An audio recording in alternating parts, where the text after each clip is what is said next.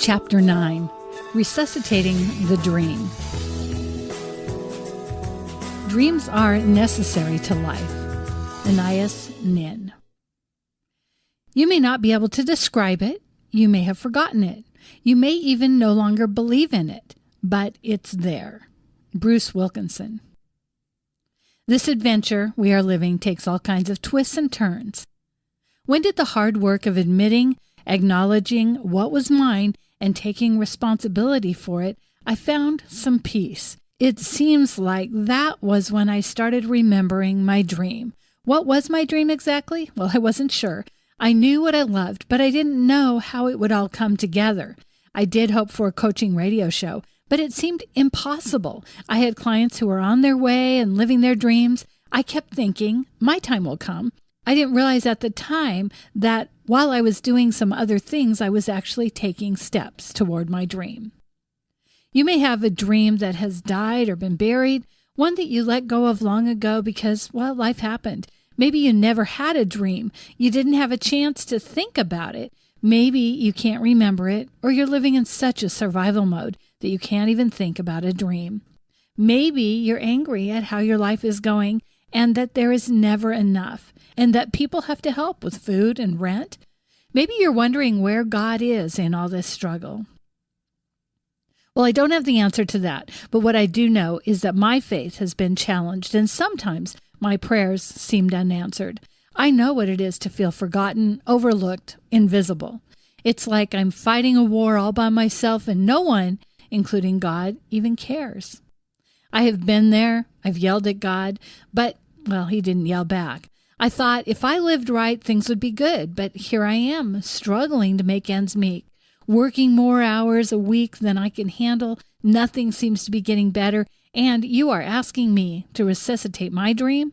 Well, I know it's tough, and maybe you need a little more time, but you walked away from a job you loved because you had to make money to raise a family. Maybe you had to take time out from school because life demands you work 60 hours a week. And now on top of that, I'm supposed to think about what I love and what I want and what will make me happy? Well, it feels like a joke. I don't want any more heartache. To remember, discover, or resuscitate the dream is a luxury I just can't afford and a potential heartache I don't want. It all seems too impossible, and I don't have the energy for any of it. Just remember, breathe. Start small because this is your opportunity. What if you could do anything and you knew you wouldn't fail? This is your chance to begin to wonder about what's next.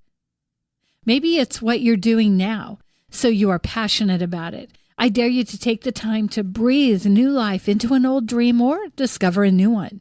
I've asked many people what they love and what they want to do when they grow up, even if they are grown-ups. And more times than I can count, people have said, I don't dare think about that. That's shocking to me. But it's scary to think about what you love and what could be. It takes a brave soul to step into such unknowns. I don't know where the path will lead, but I do know that when you get in touch with what you love, it brings hope, wonder, and joy. It gives us the fuel to keep going. It reminds us we have a purpose. It reminded me there was someone bigger than me with better plans than I, and that I could do more than just survive. By stirring my passion, I could thrive. I dare you to discover or resuscitate your desires, dreams, and passions. And hold on to your hat because you are in for the ride of your life. What do you love? In my workshops, I ask you to take 1 minute and say out loud what you love. I love this activity, and people close to me have gotten very good at this. What I discovered is stressed out moms with huge burdens can't do it. It takes some coaching to remind them of what they love. Take 1 minute. Say or write, well, I'm a huge journal fan, but write what you love. Reviving the dream begins with getting in touch with what you love. How can you get back in touch with that? I love the beach, my family, gardening, dogs, cats, horses, creating things, hanging out with friends, reading books. Well, the list goes on. This activity may seem silly, but when I began to get in touch with what I loved and began nurturing my soul, my family benefited. Do it for yourself. Do it for your relationships with others. So what do you love? Make this a daily activity along with what you're grateful for. Try writing or saying 5 of each day. Do it in the shower, in the car, with your morning coffee. Make it a routine and just see what happens. In the book Simple Abundance, author Sarah Ban Breatnack talks about creating a room or a space to be, a place that's just for you to write, to think, paint, play music, or do whatever soothes your soul. My kids inherited a rocking chair from their great-grand. We put it in front of the wood stove, and it became my place in the mornings before they got up. I'm a morning person, so I would get up early with my book, my Bible, my journal, and my coffee. I read and journaled for as long as possible, and I had a place that was mine. In the spring, the rocker was moved from the wood stove over to the window where I could see the garden and the valley. Funny about the rocker, though, it tipped over a lot. Like the time I went to sit in it with my breakfast, and Dusty, the cat, decided to sit in it at the same time. We all went tumbling over. In fact, as a joke, we would tip it over so when someone walked in the door, they would think one of us had fallen over in the chair. We all need a place, like a corner that says me. This house is my place. What are some ideas for a place for you? Do you already have one? How often do you hang out there? If you don't already have a place, what are some ideas for creating that space? Where might you go for some solitude, even for 5 minutes a day? I later moved to my bed. My sister bought me an electric blanket and a beautiful bed-in-a-bag set. My house was cold in the winter, and being under an electric blanket was a bit of heaven. I spent the fall and winter in bed doing my personal reading. Then I started college, and it became my office. I was warm and cozy. I had a laptop, and I was able to do homework in the comfort of my beautiful bed. In the spring, it was back to the window overlooking the garden. I found comfort and rest in a place that felt like home. When everything around me seemed to be awry, I had a place to get centered. When we find our place and we think about what we're grateful for, we rediscover what we love. Our hope begins to revive, our creative juices start flowing, and we get a nudging of possibilities. That's when it becomes safe to wonder what's next. One friend turned her camper into her studio. We made curtains and it became an art studio. Another friend created a living room in her favorite colors and found the perfect chair to make her spot. Another client turned one corner of her teeny tiny living room into a music studio with music on the walls and instruments all around her. It was heaven. Where is your spot? It doesn't have to be a room, maybe just a corner or a chair. Where is your space? Do you have one? I hope so. How fun to begin to discover your place. Find it and be in it, and practice the gratitude exercise. 5 things you're grateful for and 5 things you love. Do it every day and see how your perspective shifts. Count on the gremlins to start their mocking. Get used to it, in fact. However, make friends with the gremlins because they are here to stay. The creative voices can begin to speak much louder than the gremlins. They can actually take over, so it's hard to hear the gremlins.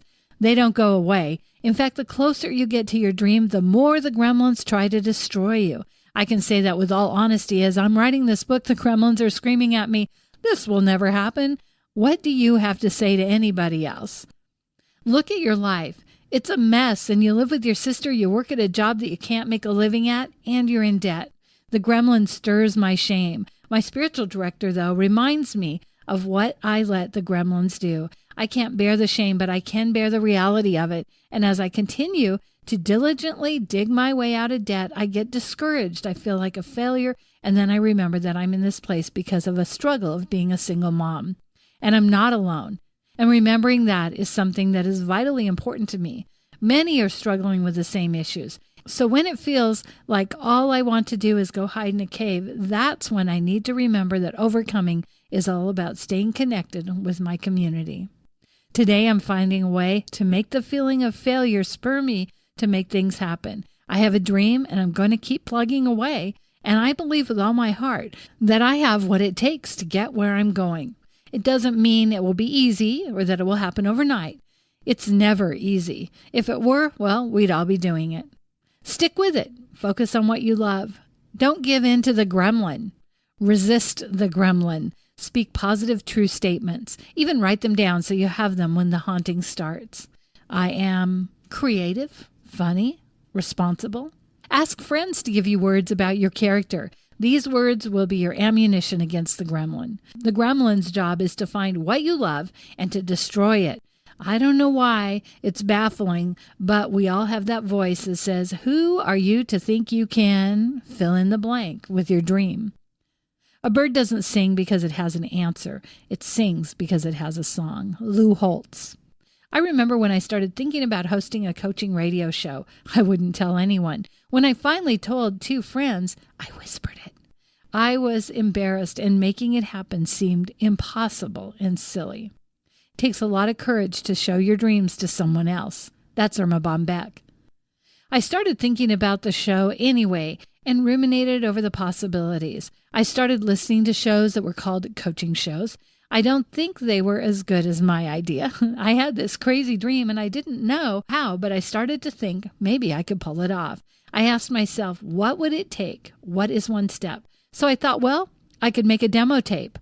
Now I worked in radio and I know how to do a demo, so I set out to make one. It was great fun. When I look back, it seems silly, but what happened was I sent it out and a disc jockey friend of mine invited me to be on his show for New Year's Day to talk about resolutions.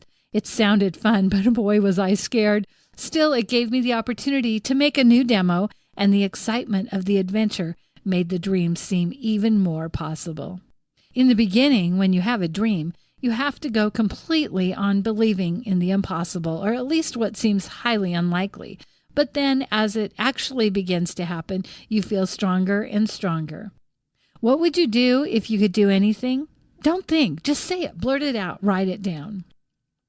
I'll never forget meeting with a colleague I was on the air with, but whom I'd never met in person. I admired her work and thought it would be good to get to know her. So we went out to breakfast one morning, and in the midst of the conversation, I asked her, what would you be if you could be anything you wanted? And I'll never forget her answer.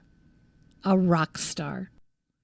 At first I thought she was joking, but she wasn't. And putting her dream into words and saying it did something. Within a few months, she was in a band playing with her saxophone, dressing the part and doing amazingly. Not only that, the gigs her band played were fundraising events, and there were tons of really famous musicians who gave of their time and talents to raise money for some cure. She was a rock star. It was so fun for us to reminisce now. We talk about the day in the cafe after we both finished an overnight shift with lack of sleep and sanity, and how our lives have changed since then because we both had a dream. What would you do? Say it now. Write it down. Don't edit yourself. I can't because is not allowed. Speak the impossible dream. After you say it and write it, start to dream. Not just think, but dream about it. Picture yourself doing it. Find pictures you can cut out of magazines to make a collage of what it will be like when you are living your dream. When you begin to dream again, find a way to reduce your plan to the ridiculous, doing what I like to call toe mopping, to be explained later, your way to the next step. Sometimes the big picture, it's overwhelming. Still, the truth is, you can do it. It may change shape as you move toward it, but don't stop. Even if it's months between steps, don't stop. It's okay that there are stops and starts, but keep on moving. Do what you need to do, but don't let go of the hope and wonder. Don't stop believing. Hope and wonder are life. That is how I made it on those days I wanted to give up. Wonder what's next. I wonder how your dream will play out. Belief, hope, and wonder are what drive our purpose. We are here for a purpose. It's not about the size of the purpose, but simply we are here to do something and to be somebody. Being who we are and sharing our journey is part of the purpose. What is your purpose? There are many books written to help you determine that goal. There are how-to books and other books with formulas that say do this and that and your dream will come true. They provide antidotes and formulas to get to your dream. There is one title that really sounded attractive to me, 90 Days to Living Your Dream. Boy, how I wanted to do that because it sounded like a formula to success. But we have to know what we know and do what we can do in our own time frame. 30 days to a new you or 60 days to having the life you love sounds attractive, but sometimes a bit unrealistic. It's about your timing and no one else's. I'm not saying that the fast track doesn't work for some, but it doesn't work for all of us. If you're one who it doesn't work for, then welcome to my world. For me, it was more like 15 to 20 years to living your dream in the midst of, I used to say, when life gets in the way. Now I realize all is in the midst of the process of life. When I was 30, this was not the book I would have considered writing. When I was newly married, writing a book on survival as a single parent would have been the farthest thing from my mind. I was going to be married forever. Well, life took a turn, my plans were scrubbed, and I received a new purpose. What I'm saying is that was probably a good thing I didn't get to my dreams in 3 months back then. I don't want all the same things now that I did in my 20s, though some things have been consistent. One constant has been love for communicating through radio. I always wanted to be in radio, but it seemed to be becoming a vehicle for my dreams when I had an idea to do a call-in coaching program that would help people. Coaching can be expensive, so this way I could do what I loved and give back. It all seemed so simple at first, but was soon brought back down to earth when I started sending out demos, pitching program proposals, and I didn't get any responses. I was dumbfounded. I thought that now I was on my way. A lady at work said to me, "Well, don't give up your day job. I don't want to see you get hurt." Well, I kept putting myself out there, and I did get hurt. But I got back up and tried again, and I'm glad. I wasn't inclined to think that every knockdown was a sign that I should quit. I kept moving forward, and, well, doors opened, even when they were dollhouse-sized doors. Things happened slowly but surely, and it wasn't easy. It was hard work and sacrifice, but I was on my way to doing what I loved, and it didn't seem like work. I was never interested in doing traffic or news, yet that's where I ended up. When I got into radio, I got a job with Westwood One Metro Networks, now Total Traffic. We contract news and traffic to radio stations nationwide. In Seattle, we did Utah, Spokane, Portland, and Seattle. I was fortunate to be on many of the Seattle and Spokane stations. I learned to write news and improve my writing skills. I love to journal, but I do not consider myself a writer. I put an exclamation mark, at the end of every sentence, and I write words rather than thoughts. I had to learn to write a paragraph and then edit down to 1 or 2 sentences. It was grueling, but so worth it. I bartered over voice lessons with my friend Janine, who usually worked with people who wanted to sing. With her help, I improved my breathing and other essentials that helped me improve my radio voice. Neither writing nor voice lessons were in my original plan, but both opened up doors for me that would not have opened otherwise.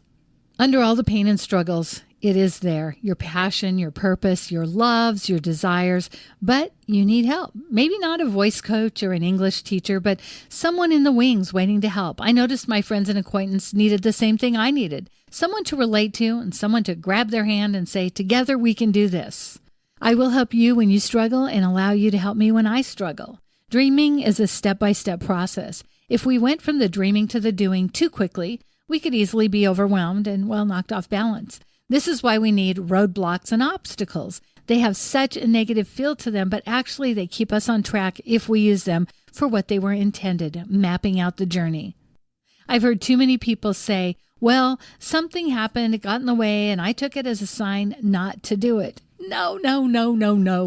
It isn't necessarily a sign, it's a lesson, a turn in the path, an essential element to the journey. Who said it was supposed to be easy? If it were easy, it would be a worthwhile journey. Journey to the greatest dreams encounter ponderous challenges. For this very reason, roadblocks, obstacles, and struggles are necessary.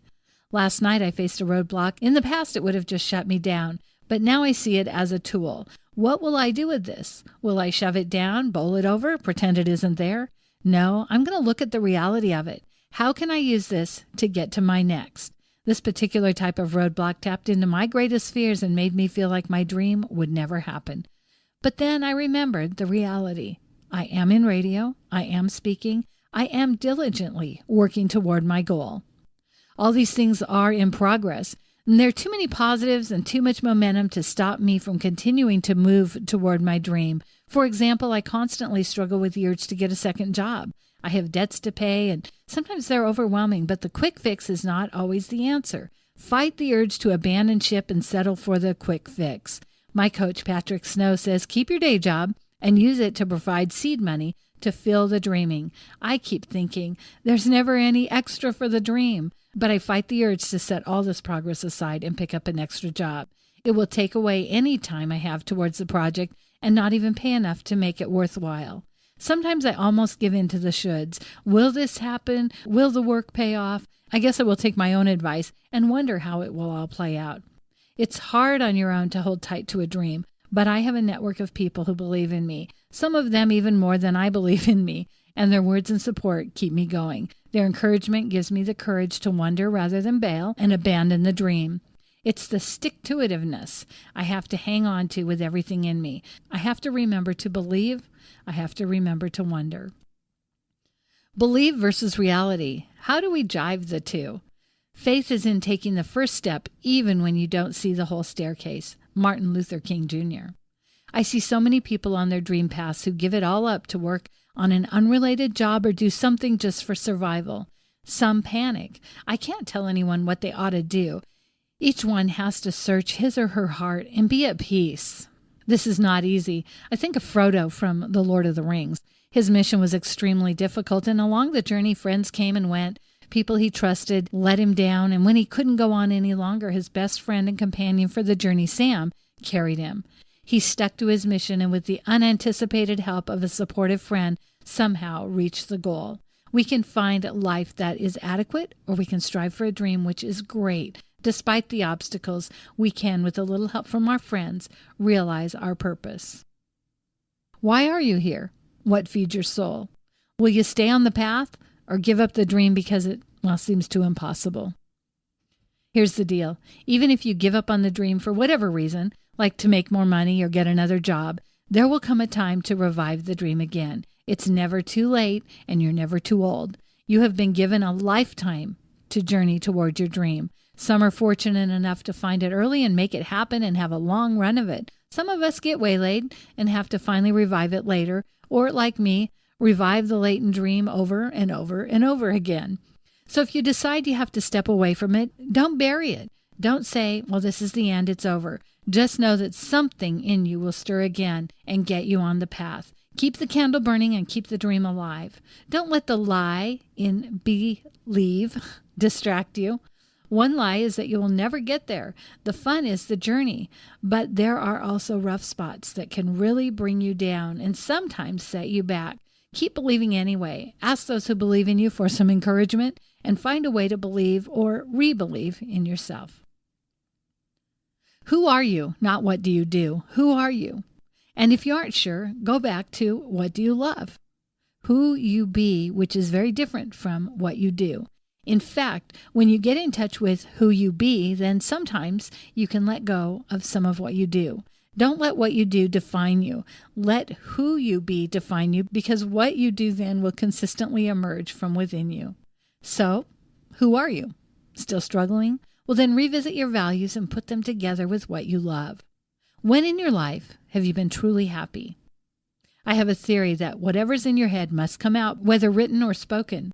When your thoughts are expressed, your brain can process them, but when your thoughts are floating around in your head, they are free-falling and they need you to say them or write them to give them meaning. So, when in your life have you been happy?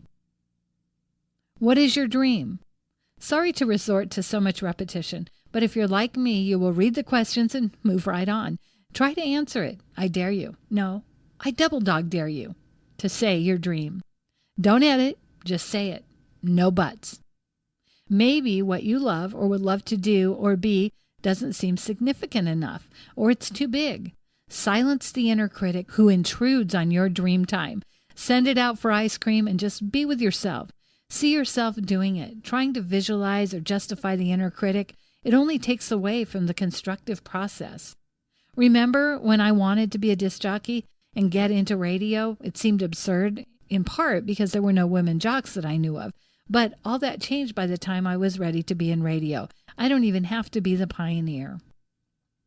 Dream the impossible dream. Little ideas become the hands and feet that move you toward your dream. So read, subscribe to magazines and make collages, take a trip, get a mentor, volunteer, get an internship, take a class, take a step, put it in motion and see what happens. All you have to do is find a way to begin.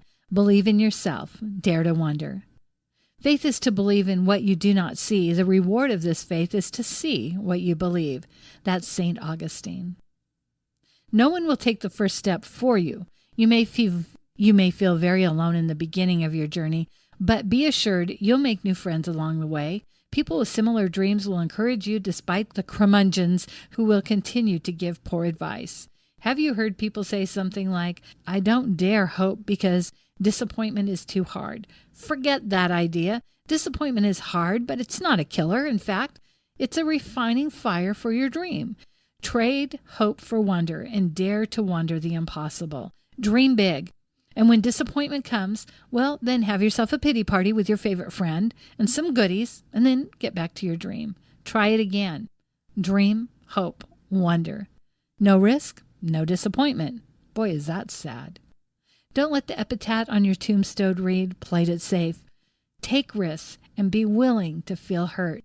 Pain can be good. Well, yes, it's hard, but it motivates like nothing else. Pain can be good. Take a step. Risk. I dare you.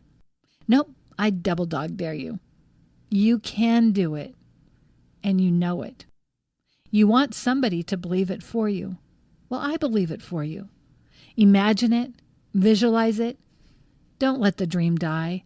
Revive it, nurture it. There's no time limit. It's yours. Just keep it alive. Start a dream support group. Get like-minded people to meet with you weekly, and the members of the group can help each other move forward. Find friends who can remind you that your now does not have to be as good as it gets. If it is good now, imagine what great will be like. We all love stories of people who never give up and accomplish their dreams. Be that story. Be the voice for others like you. You are a pioneer. Pave the way. Be the one to give others hope. Be the voice. I chose to be the voice. I desperately wanted to hear a voice, someone saying, this may seem like the end of your dream, but it isn't. This isn't the end at all. I wanted to believe I could live life doing what I loved, but it seemed impossible. I decided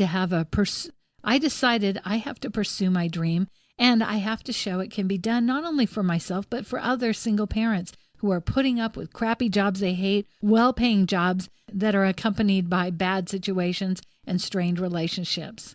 Was I able to reach my goal overnight? No. It took small steps for years, but each increment was fun and set the stage for what's next. If you want a step-by-step plan, there are books to help with almost every specific dream. There are also a multitude of other resources. You can hire a coach, but remember, it starts with you. When I was thinking about radio coaching show, I made it happen. It didn't turn out as I envisioned, and I thought a station would come to me and say, we would love to have you do a show. What I discovered is that with the advent of the internet radio rapidly changing, it turned out I had to find my own sponsors. I did get some sponsors, but it would be more accurate to say they found me. With the help of some good friends, I pulled it off. I created the show and loved doing it. But when the economy crashed, some sponsors went away and I had to let go. I was encouraged to fight for the show, but I still had my day job, parenting responsibilities, and the need to sleep. So I pulled the plug. Boy, it hurt like crazy. I think my heart was broken. Looking back, I'm glad the show ended. I realized as much as I loved it, it wasn't what I was hoping for. And then I had a chance to do it again, and it was very different and fun. In the meantime, I keep moving in the direction of my dream while I keep my day job, which I love. The journey has not been without disappointments and frustration, but I'm still going strong.